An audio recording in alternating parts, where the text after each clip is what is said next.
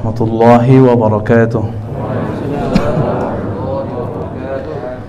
Innal hamdalillah nahmaduhu wa nasta'inuhu wa nastaghfiruh wa na'udzu billahi min shururi anfusina wa min sayyiati a'malina may yahdihillahu fala mudilla lahu wa may yudlilhu fala hadiya lahu ma ba'd. Allahumma bika asbahna wa bika amsayna wa bika nahya wa bika namut wa ilaika an-nushur. Nas'aluka ya Allah خير هذا اليوم وخير فيه وخير بعده ونعوذ بك من شر هذا اليوم شر ما فيه شر بعده آمين رب العالمين. Yang sama-sama kita hormati pemimpin kita, wakil bupati, bukan wali kota ya, kabupaten. Kata beliau karena Ustadz ganteng, kiranya Pak Wakilnya lebih ganteng. Alhamdulillah. Sebab dulu orang terdata itu banyak campuran Arabnya dan Indianya. Sampai kini kan ada tuh ya.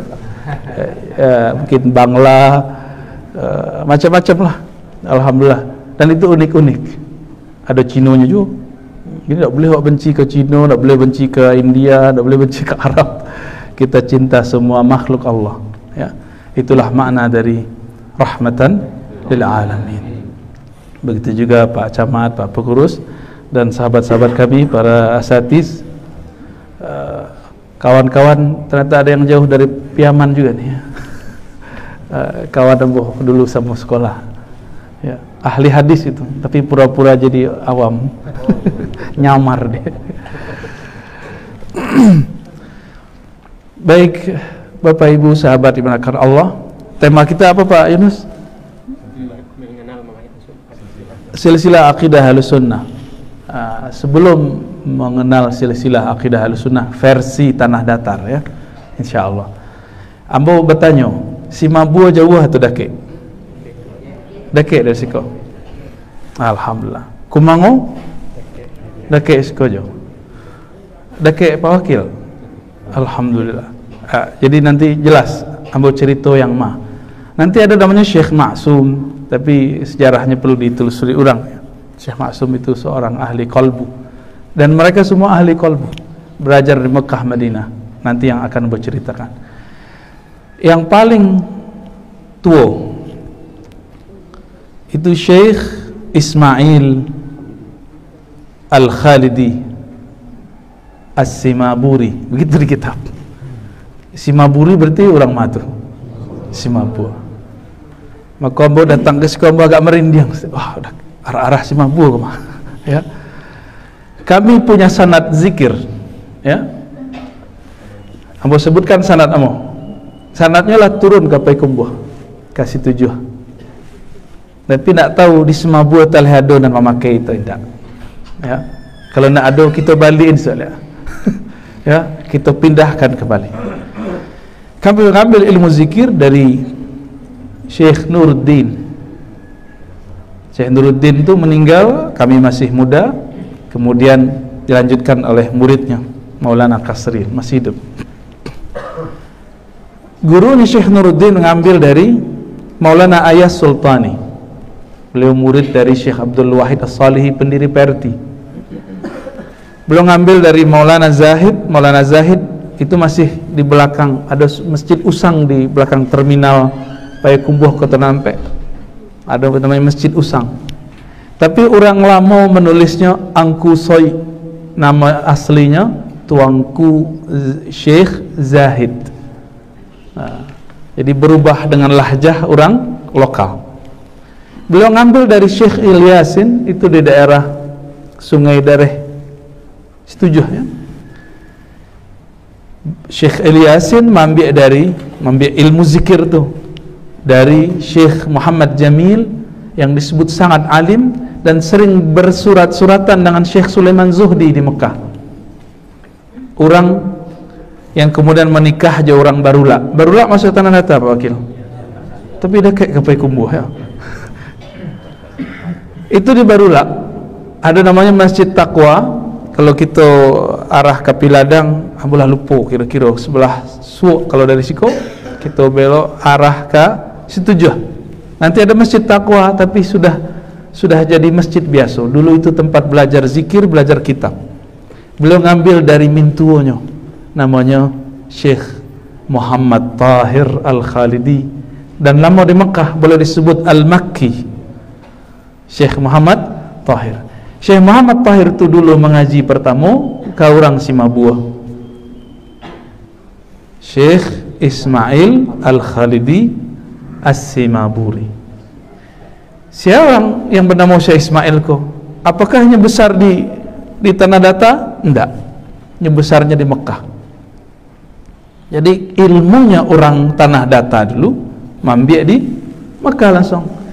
Di mana berguru? Di depan Masjidil Haram ada namanya Jabal Abi Qubais. Kini diambil dari pemerintah, dijadikan seperti istana lah ya. Istana. Dulu itu tempat suluk. Tempat suluk ngaji kitab. Semua tarekat ada di situ, tarekat zikir. Kini karena musuh-musuh Islam itu tahu kebangkitan rohani umat Islam ada di ahli zikir, maka mereka mencoba memisahkan ahli zikir dari umat. Maka dimunculkanlah kelompok yang atas nama agama memusuhi sufi, memusuhi ahli tarekat, yang mana mereka dulu mengislamkan negeri kita. Jadi dulu itu diambil di Mekah tuh, Syekh Ismail. Syekh Ismail berguru kepada Sayyid Abdullah Afandi Al-Makki. Beliau zuriat Rasulullah sallallahu alaihi wasallam. Di negara banyak zuriat Rasulullah. Sebenarnya banyak. Akhirnya cuma bertahan di Pariaman dengan gelar Siti. Itu Siti itu artinya zuriat keturunan Rasulullah sallallahu alaihi wasallam. Tapi di Tanah Datar ada gelar itu Pak Wakil. Tak ada. Nasab, sedangkan nasab agamu kepada ayah. Maka orang-orang Piaman, orang agam lah ya, rantaunya orang agam kan itu. Itu gala dari ayah atau dari mama? Ada DP dua-duanya. Ya, itu kelebihannya. Syekh Sayyid Abdullah Afandi Al-Makki, guru dari Syekh Ismail itu ngambil dari Imam Khalid. Nah, Imam Khalid itu ahli aqidah ahlu sunnah, berpolemik banyak dengan kelompok Syiah Mu'tazilah, kalau sekarang liberal lah ya. Jadi Sufi berlawanan dengan Syiah. Tapi musuh Islam tahu, supaya Sufi ini dijauhkan dari umat, tuduh dia jadi Syiah. Benar Bu ya? Nah, itu Buya kita tahu, beliau tamatan Azhar dan sangat mengerti pola-pola itu dari dulu. Kami dulu melihat ada kawan-kawan mau kuliah kerja nyata, ngambil bantuan buku dari suatu lembaga, dapatlah selebaran berdus-dus, isinya apa? Agama Syiah. Pas kita lihat isinya adalah penyerangan terhadap ulama-ulama ahli zikir, tapi judulnya agama Syiah. Jadi penulis tidak mengerti apa beda ahli zikir dengan Syiah. Nah, itu sanad yang pertama. Gagah tidak sanad orang Tanah Datar? Silsilah ilmu orang Tanah Datar gagah enggak tuh? Berkelas Pak. Dan perlu tahu, Syekh Ismail itu jadi guru di Bengkalis, orang Siak. Raja Ali Haji itu berguru ke beliau, gurunya para raja Pak. Dan beliau perdebatannya internasional, berdebat dengan banyak ulama, berdebat bahkan sesama ahli zikir. Syekh Ahmad Khatib Sambas beliau debat, Syekh Abdul Azim Madura debat. Itu biasa perdebatan, dan tulisnya pakai bahasa Arab, tidak pakai bahasa Minang. Alhamdulillah, nanti kalau jalan-jalan ke UIN Imam Bonjol Padang, ada kawan namanya Dr. Sofyan. Itu menulis S2, S3, kami bahasa Mir samo ya, S2 samo, S3 samo. Menulis tentang Maulana Syekh Ismail Simabua. Dahsyat. Risalahnya semua ditulis dalam bahasa Arab. Bahkan beliau menyalin dan menulis syair-syair silsilah keilmuan zikir kepada Nabi, digubah dalam bahasa Arab. Kalau bapak ibu datang ke Payakumbuh, ada surau namanya Surau Sulwa. Itu mereka kalau zikir itu melagukan silsilah tuh. dari Rasulullah turun kepada Abu Bakar, itu diiramakan bahasa Arab. Beliau hafal. Tapi kalau dicubur lebih habis lo ketua kan. Ilmu beliau itu berkembang kini di wilayah Kabupaten Lombok Kota, Payakumbuh. Jadi nasab zikirnya kini lah pindah dari orang Tanah Datar ke Payakumbuh. Maka Payakumbuh itu boleh disebut negeri 1000 suluk. Sebagaimana Kampar di Riau itu negeri 1000 suluk. Tapi gurunya 1000 suluk di mana? Di Simabuah. Itulah hebatnya orang Simabuah dulu. Kini itu yang pertama. Yang kedua tadi Kumango. Pasti tahu nama Syekh itu. Siapa nama Syekh itu? Syekh Abdurrahman Al-Khalidi, Kumango. Kami sedih ya, dulu pernah ke situ sekali, tidak terawat Pak. Tidak terawat, bahkan hewan ternak itu bisa masuk ke situ. Tidak tahu orang kalau yang berkubur di situ waliullah, syekh hebat, kiai dahsyat. Lebrani wak kubur orang gaya awak. Ada binatang ternak situ. Le sopan tuh. Model itu orang kita kepada wali, kepada syekh. Nya tidak tahu siapa syekh itu. Syekh Abdurrahman Al-Khalidi itu berguru langsung ke Madinah. Kalau tadi Mekah, poros Mekah namanya. Jadi Syekh Ismail itu imam poros Mekah orang Simabuah. Sedangkan orang Kumango, Syekh Abdurrahman poros Madinah. Beliau berguru kepada Syekh Muhammad Amin Ridwan yang mengajarkan kitab Dalail Khairat, kitab salawat. Ledo kitab salawat orang Siko. Orang-orang kalau meninggal horor ya, pakai salawat. Kitab salawat. Orang kalau meninggal pakai salawat nak? Dulu itu amalan Buya di surau, bukan untuk orang kematian. Itu makanan pagi sore, kumpulan salawat Nabi. Kini kalau kita caliak itu buku salawat terkena doa mati, sehingga orang takut, anak-anak takut mencaliak buku salawat.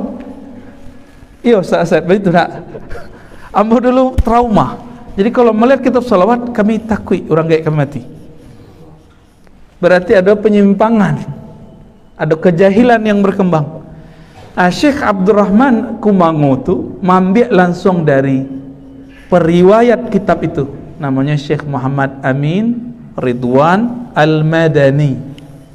Beliau mempunyai lebih dari 40 thariqat sufi, ahli hadis, ahli tafsir, mustajab doanya. Nyambung ke situ. Dia ada kawan dembo dari Piaman.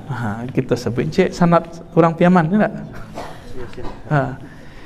Jadi Syekh Yasin Al-Fadani itu Al-Maki, poros Mekah tapi belakangan, wafat tahun 1990. Umurnya panjang. Orang Piaman. Jadi guru orang Arab, guru orang Suria, guru orang Turki, guru orang Yaman. Dan paling lucu apa? Kawan kita ke Al-Azhar dapat guru coba guru ke Syekh Yasin Al-Fadani. Ya, Muslim dunia. Al-Fadani artinya apa? Al-Fadani, orang Padang. Padang Pariaman. itu artinya Al-Fadani. Kawan nambo Ustad siapa namanya? Samsul siapa namanya? Samsuri ya. Maja di kampus Padang. Ketika ada syekh dari Mesir, kawannya beliau mengecek, ana syekhi Muhammad Yasin Al-Fadani qala kaza kaza. Guruku Syekh Yasin Al-Fadani berkata begini. Disalahnya oleh kawan. Ya Sidi, Al-Fadani qaryati katanya. Itu orang Padang tuh, orang kampung dan tuh. La usaddiq anta kazib katanya. Dan tidak percaya loh ang tua mahal. Malah do orang Padang salim itu katanya. Tak percaya dah. Dan beliau ngambil ilmu dari Syekh Abdul Muhsin bin Muhammad Amir Ridwan. Abdul Muhsin mengambil dari gurunya Syekh Abdurrahman tadi. Ayahnya sendiri Muhammad Amin Ridwan Al-Madani. Jadi bergabung mengajarkan, termasuk Dalailul Khairat, kitab salawat. Kitab tuh kini dituduh kitab syirik deh kawan sebelah. Ya, nanti Pak Wakil harus paham peta-peta pemikiran itu gawat-gawat Pak Wakil. Ya. Kami dulu 2013 itu muter se-Indonesia, kecuali wilayah Papua belum ditempuh.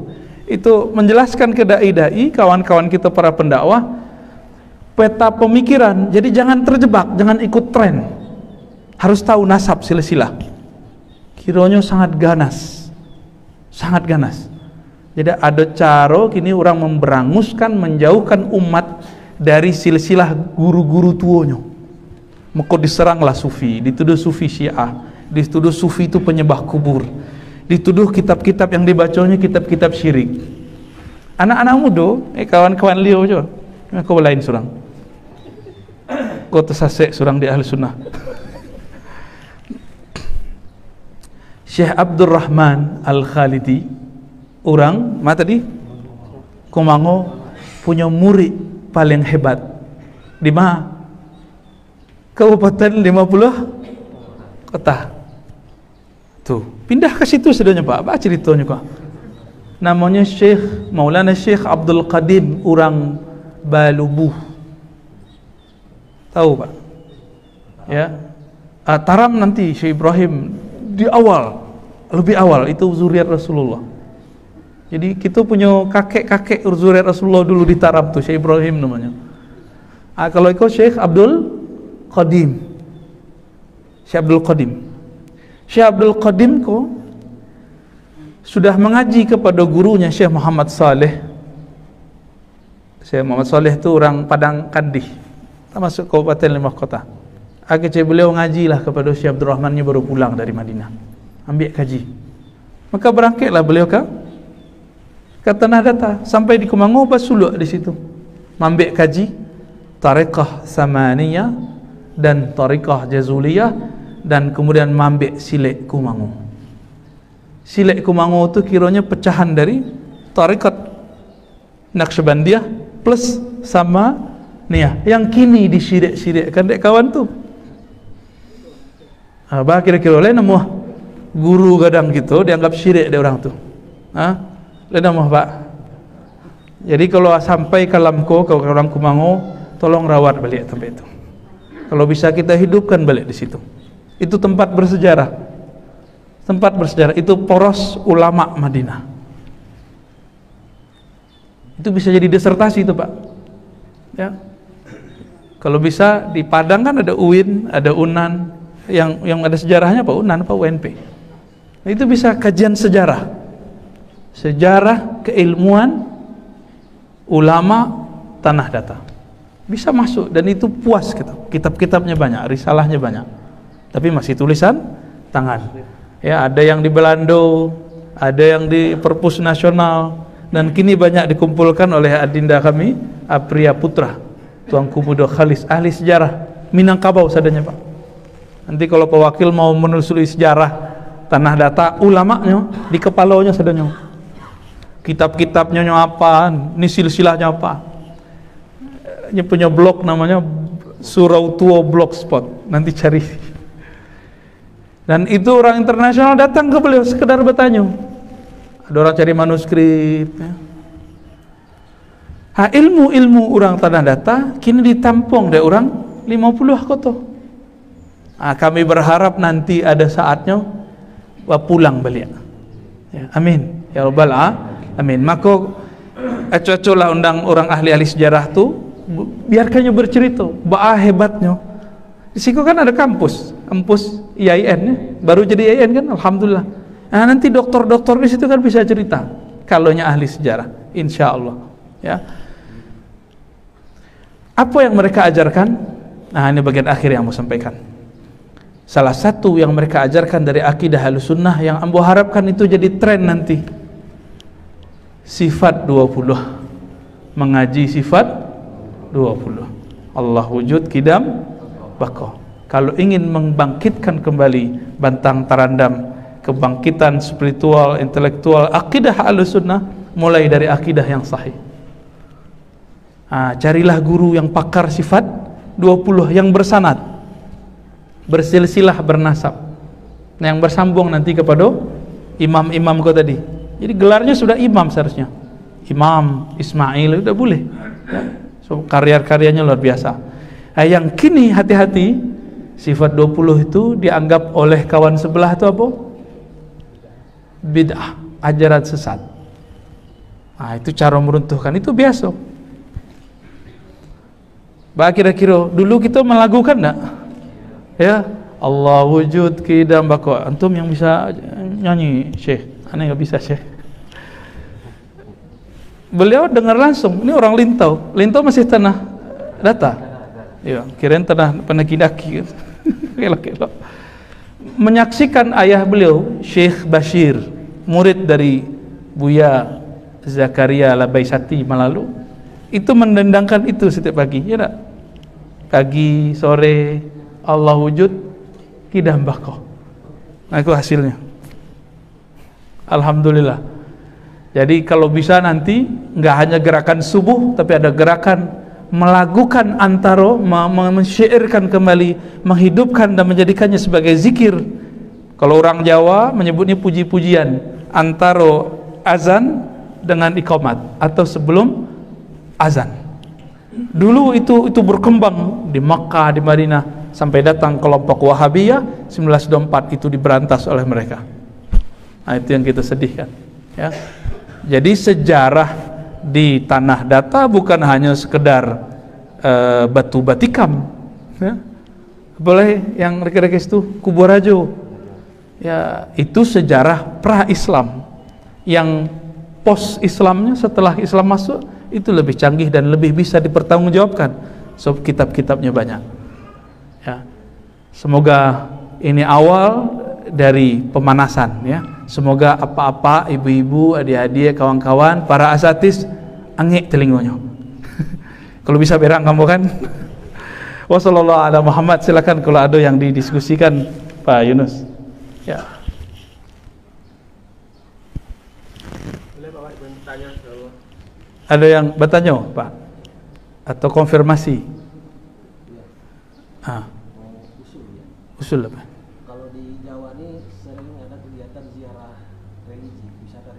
Meningkatkan potensi ekonomi masyarakat. Oke. Dan saya rasa di Sumbar ini berpotensi juga kalau yang disebutkan tadi makam-makam itu, cerita ulama, manuskrip itu jaga dan iya.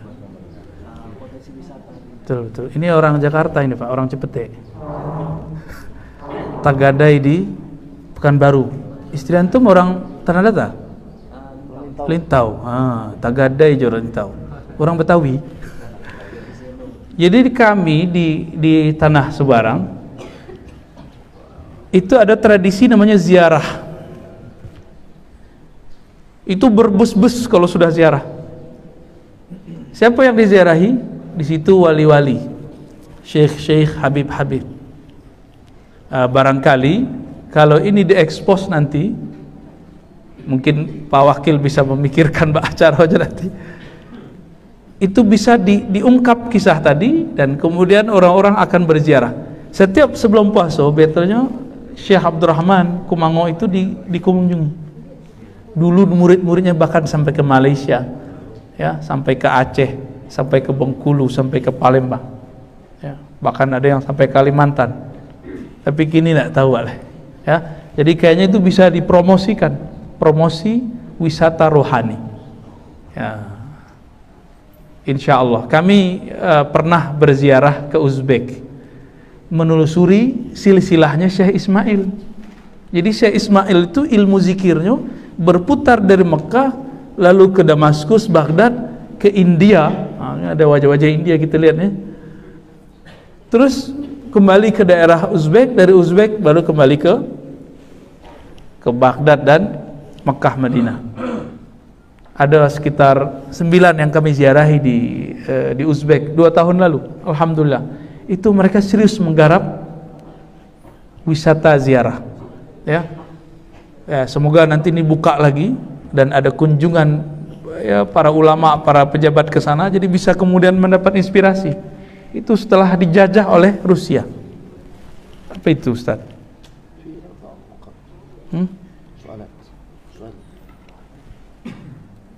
Apa hukumnya tidak bermazhab? Wah, pertanyaannya jauh ini. Baik, kita ada pertanyaan ini. Tadi usulan ya, Pak Wakil. Apa hukumnya tidak bermazhab? Kita tanya dulu, apa arti mazhab? Mazhab artinya ajaran Nabi yang disederhanakan dan dirapikan, disistematiskan oleh para imam. Muncullah puluhan mazhab, bahkan ratusan mazhab, karena imam-imam mazhab itu tidak semuanya punya murid yang ilmiah secara penulisan, maka bertahanlah cuma 4. Imam Abu Hanifah Hanafi, Imam Malik Maliki, Imam Syafi'i, Imam Ahmad ibn Hambal. Mereka punya murid, itu nulis kalam gurunya, kesimpulan-kesimpulan paham gurunya memahami Quran dan Sunnah, Quran dan Sunnah. Orang awam yang beragama baru hijrah mengira imam mazhab itu membuat agama baru di dalam agama Islam, ya kan? Padahal mazhab itu bukan, tapi kesimpulan imam atau imam merapikan hadis-hadis yang berserakan. Dulu hadis-hadis kan belum dibukukan di masa imam-imam itu, kecuali cuma beberapa. Imam yang nulis buku hadis, Imam Abu Hanifah, disimpulkan dari buku beliau, jadilah mazhab Abu Hanifah. Wafat 150 Hijriah. Kini empe balik 42. Ya, Imam Malik nulis kitab Al-Muwatta. Imam Syafi'i kitab Al-Um, disimpulkan oleh beliau, jadilah mazhab. Imam kita tadi baca apa? Kunut. Itu mazhabnya apa? Syafi'i. Orang awam berpikir, yang baru belajar agama besoknya akan adu-adu. Gak boleh ikut imam mazhab, ikut langsung Rasulullah. Nah, gitu. Kini itu cara orang membrainwash kawan-kawan yang baru belajar keagamaan. Hasilnya, kawan-kawan yang sedang jos, sedang semangat ngaji, menentang imam mazhab atau bermazhab. Akhirnya muncullah kini gesekan. Mungkin di Tanah Data belum kelihatan, Pak. Kalau di Kabupaten 50 Kota, di Payakumbuh, oh itu gesekannya dahsyat. Itu dari zaman udah mulai. Wah, antum buka rahasia nih, Ustaz. Kalau sudah mulai, harap para umarok kita, para ulama kita mulai bekerja sama. Jangan sampai kita kecolongan. Ya. Sejarah Padri itu kan Tanah Data, Agam, 50 Kota. Tapi Padri itu ada macam-macam. Ada Padri yang moderat, ada Padri yang ekstrim. Hati-hati, Pak. Padri yang ekstrim, orang adu ayam, itu sampai adu ayam itu dibakar. Itu dakwahnya ekstrim. Kalau Padri awal yang ada di Cangkeng dulu, Syekh Jalaluddin, itu beliau pelan-pelan. Muridnya pulang, 3 haji pulang dari Mekah, melihat pergerakan Wahabi, terinspirasi. Guru kita tuang kunan tuo kok lambiak, apa istilahnya? Lelet. Lapayah dakwah begitu. Enggak, kapan umat berubah? Akhirnya mereka enggak sabar, main bakar-bakar. Dan itu tertulis dalam sejarah. Jadi jangan dikira sejarah Padri itu aman. Sejarah Padri itu 2 jenis, Pak. Kita bisa buktikan di manuskrip-manuskripnya, di sejarah-sejarah lainnya. Ya. Ada yang nggak berkaitan dengan bakar-membakar itu, justru dibakar. Imam Banjol, tuanku Imam Banjol Pasaman. Jadi Pasaman, beliau Syekh Mudo. Ya. Nah, nanti kita cerita jaringan-jaringan yang lain itu. Itu jaringan tuh banyak di kepala eko keluar lo sadonya habis lo katua. Tapi kalau bercerita tentang jaringan itu yang lebih mengerti, Adinda Tuanku Mudo Khalis Apriya Putra yang berceritakan. Silakan undang beliau, ya. Cerita tentang Syekh Abdurrahman Kumango, Syekh Ismail. Nanti dia datangkan, Pak, manuskrip karya ulama itu. Jadi tokoh-tokoh Bapak Ibu itu dulu, dua imam tadi, itu punya karya. Le sampai ke orang Simabua, le sampai ke orang Kubango, le sampai ke wilayah kita siko. Apa nama tempat kita Pak Wakil? Malana. Kan dah sampai dong. Nah itu disimpan kini le, Adinda Apriya Putra. Manuskripnya, tulisan tangan. Kalau bisa diundang resmi, ya. Beliau ngajar di IAIN Bukit Tinggi. Ya. Taib, Ustaz apa hukumnya? Apa ini? Cinta. Imam baca tulisannya tulisan heliografi ini. Imam baca apa tuh? Oke. Imam baca kunut terus? Oh, makmum tidak. Apa hukumnya? Ini pertanyaan fikih, ini seharusnya antum yang jawab nih, Tar. Imam kunut, makmum tidak. Niatnya apa? Keluar dari jamaah atau sekedar tidak angkat tangan? Itu beda, Pak. Kalau si makmum berniat keluar dari kepemimpinan imam, maka sholatnya dihitung sendiri, tidak dapat pahala jamaah. Mufaraqah namanya. Sebab hadisnya sahih, innama ju'ilal imamu liyu'tamma bih. Imam itu dijadikan imam supaya diikuti, maka wajib mengikuti imam. Imam sujud tilawah, ikut nggak? Padahal hadis sujud tilawah itu ya ada yang sahih, ada yang tidak sahih. Imam kunut, kita ikut kunut. Imam nggak kunut, kita biasa kunut, tinggalkan kunut, ikuti imam.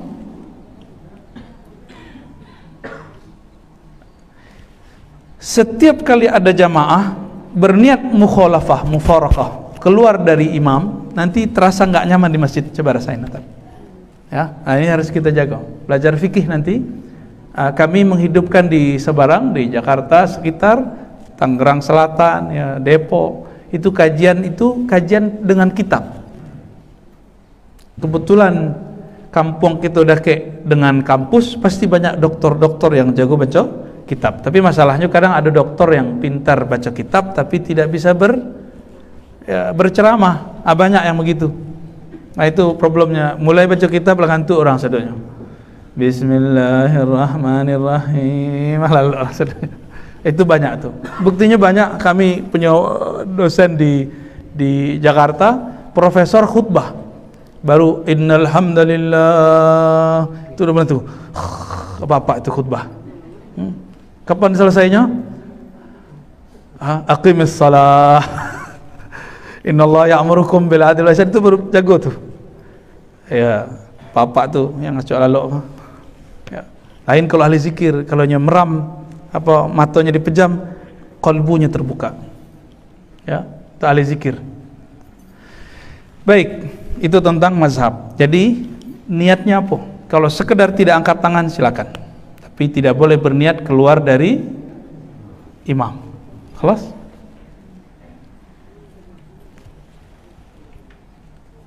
Apa hukumnya imam tidak baca basmalah dalam sholat berjamaah? Setahu kami imam bukan tidak baca, tapi tidak mengeraskan. Kalau tidak baca sholatnya tidak sah, karena basmalah bismillah al-ayah al-wahida min al-fatihah, ya. Ayat pertama dari Fatihah. Ini keluar dari perdebatan al-fiqih. Kini pakai ilmu qiraat. Ilmu qiraat itu diriwayatkan secara mutawatir, itu ratusan ulama yang meriwayatkan. Maka tidak ada khilaf, perdebatan di situ. Maka nanti perdebatan hadis mengenai menjaharkan itu bisa di-skip. Hadis Nabi menyebutkan bahwa Nabi yabda bilhamdulillahirabbil alamin, ada di Muslim. Nabi memulai dengan alhamdulillah. Kiranya alhamdulillah itu nama dari surat Al-Fatihah. Seperti Nabi mengatakan yaqra bikul huwallahu ahad, bukan berarti tidak baca basmalah. Nama surat itu dulu disebut dengan nama awal pertama ayat. Ya, setelah bismillah. Hamim sajadah dan lain sebagainya. Lalu ahli Quran itu kan diriwayatkan, Pak. Quran itu diriwayatkan. Kami punya sanad Quran lah, silsilahnya. Kalau sanad Quran ke Batu Ampa, Syekh Abdurrahman Batu Ampa, Madrasah Al-Manar. Pernah dengar, Pak? Ya, cucu beliau jadi tokoh di lajnah, udah pensiun. Buya Mazmur, udah pulang kampung ya. Itu kalau dibuka di Quran ada lajnah tasheh. Jadi Quran itu harus ditasheh. Enggak boleh sembarang-barang cetak. Itu ada nama beliau. Keberkahan doa dari kakek-kakek beliau, Syekh Abdurrahman. Itu kita riwayatkan. Di dalam riwayat Al-Quran semua sepakat Bismillah itu bagian dari surat Al-Fatihah. La khilaf, tidak ada khilaf di situ. Karena ilmu qiraat itu lebih kuat dari riwayat-riwayat tadi, riwayat Muslim itu. Imam Malik dulu di zaman Imam Syafi'i belum ada Imam Muslim, baru Imam Malik. Maka Imam Syafi'i kemudian meninggalkan mazhab gurunya. Lalu beliau mengatakan, di dalam ilmu qiraat bismillah itu mutawatir, disepakati semua itu bagian dari Al-Fatihah. Maka wajib dibaca jahar walaupun kita tidak bermazhab Syafi'i, itu menurut beliau. Tapi tetap saja beliau kalau sholat di masjid lain yang mazhabnya beda, beliau sirkan. Jadi ambo setelah tahu bab itu jaranglah tidak mengeraskan basmalah, selalu mengeraskan baca basmalah, bismillahirrahmanirrahim. Itu lebih kuat ya. Jadi kawan-kawan tuh pakai hadis ahad namanya, sedangkan Al-Quran mutawatir ya. Nanti kita jelaskanlah ilmu itu. Masih ada kan apa ibu kabar karajo kan? Apa ini? Nggak bisa baca nih. Apa tanda-tanda Ahlussunnah wal Jamaah? Apa tanda-tanda akidah Ahlussunnah, akidah fikih, tasawuf? Okay. Guru-guru dari ulama Al-Azhar, guru-guru dari kawan-kawan kita di Al-Azhar, itu tahun 2016 membuat konferensi internasional di Chechnya, menghasilkan ijma', penguatan ijma' dahulu yang pernah disepakati. Ijma' kesepakatan ya. Apa itu? Ahlus sunnah itu 3 ciri-cirinya. Yang pertama, berakidah ahlus sunnah manhaj Imam Asy'ari. Imam Asy'ari itu mengajarkan sifat 20. Maka bapak ibu yang sudah belajar sifat 20 dari kita itu sudah ahlus sunnah. Alhamdulillah. Kini mau diganti orang tuh, uluhiyah, rububiyah, asma sifat namanya. 3 tauhid. Kini lah masuk ke buku-buku sekolah, masuk ke pesantren modern. Maka ini agak udah mulai menyeramkan ini Pak. Pertarungan ilmu akidah, keyakinan di dunia pendidikan mulai menyeramkan ya. Ambo agak ngeri-ngeri sedap ngelihatnya. Tahu ISIS Pak? ISIS tahu? ISIS itu akidahnya uluhiyah, rububiyah, asma sifat, disebut 3 tauhid. Jo itu yang menghalalkan darah orang. Itu yang disebut akidah Wahabiyah itu. Tapi orang-orang Wahabi, Salafi ya, cuci tangan. Padahal itu muridnya yang mengajarkan akidah di ISIS. Syekh Madkhali punya murid menjadikan akidah orang ISIS itu akidah Wahabi dan beringas. Itu yang mau dihidupkan untuk memecah umat Islam. Dari poros lain ada Syiah. Jadi nanti Indonesia, mereka lagi sorot Pak. Nah ini kabar buruknya nih, Indonesia lagi disorot. Orang awak itu kan terbuka, sangat terbuka, kecuali orang Minangkabau, tol sana jadi-jadi ya kan? Lagi disorot, mereka lagi berebut. Wahabiyah dijadikan alat memecah aswaja Ahlussunnah. Kelemahan itu nanti dimanfaatkan oleh Syiah dari Iran, Wahabi dari Saudi dan sekitarnya. Lagi dimanfaatkan Pak. Dan mungkin barangkali nanti pas pilpres berikut nanti banyak yang nyusup itu 2024 itu nanti akan terjadi Pak, kita nggak tahu, mungkin setelah itu wallahu alam. Suriah sampai sekarang berhenti nggak perang, itu isunya apa? Syiah Wahabi. Ayah dari guru kami dibunuh sedang ngajar, Syekh Muhammad Sa'ir Ramadan Al-Buti dibunuh Pak, lagi ngajar tafsir di mimbar gitu, nggak buka tafsir, dibom, nggak mati. Tiba-tiba ada penyusup berdiri, tembak, mati. Syekh Muhammad Sa'i Ramadan Al-Buti. Kami dulu mengajarkan kitab itu di UIN. Ya. Pak kira-kira akan kita biarkan? Hah? Mau diam? Mau tetap tidur? Kami tidak mau polemik, Ustaz. Ke laut aja ya. Nggak bisa, kita harus mulai buat daurah-daurah Ahlussunnah ya, teman-teman nazar nih. Ilmunya banyak, kelebihan energi. Tapi nggak ada yang memanfaatkan. Nanti buat TMUI di mana, di madrasah, buat daurah-daurah Ahlussunnah, daurah kajian sifat 20 gitu. Nanti kalau perlu kita datang ya. Insyaallah. Daurah sejarah nanti kita duet dengan Adinda Apriya Putra ya, Tongku Mudo Khalis, insyaallah. Kita buat petanya, Pak, biar ketahuan sejarah hebat kita, insyaallah. Orang kalau tahu sejarahnya dia akan bangkit. Kalau nggak tahu sejarahnya ya lalu pura-pura bongak ya, emang ya bongak ya. Yang kedua, ciri Ahlus Sunnah bermazhab yang 4 atau salah satunya. Kita di negeri kita, mazhab kita apa? Syafi'i. Mereka mengatakan, harus ikut salaf. Salaf itu artinya apa? Ulama terdahulu abad pertama, kedua, ketiga. Imam 4 itu semuanya dari abad kedua, ketiga. Abu Hanifah abad kedua, Imam Malik abad kedua, Imam Syafi'i abad kedua masuk ketiga, Imam Ahmad abad ketiga 241 Hijriah, Hanbali. Mereka lagi batalkan, Pak, semua itu. Yang ketiga ini yang paling berat. Seorang takut disebut gila. Ayo, kalau batarikat gilu. Nah, itu isu-isunya dulu. Apa? Bertasawuf tariqat Imam Ghazali, Imam Junaid. Dari Imam Junaid, Imam Ghazali itu muncullah nanti Naqsyabandiyah, Samaniyah, Syaziliyah, Syatariyah, banyak nama tariqat. Di Indonesia ada lembaga khusus yang kemudian memonitor itu, namanya Jatman. Tapi karena Jatman berafiliasinya dengan salah satu organisasi besar yang orang Minang mungkin tidak cocok sebagian, kan tidak laku Jatman di situ. Ya, tapi prakteknya banyak di negeri kita. Ya, disebut thariqah sahihah atau mu'tabarah. Jadi pencirian akidah Ahlussunnah yang moderat itu iyo belajar sifat 20. Yang kedua, iyo berfikih, minimal fikih Syafi'i. Yang ketiga, iyo belajar zikir, caranya bertarekat sufi yang bersanad kepada Rasulullah. Kalau enggak boleh lah dah.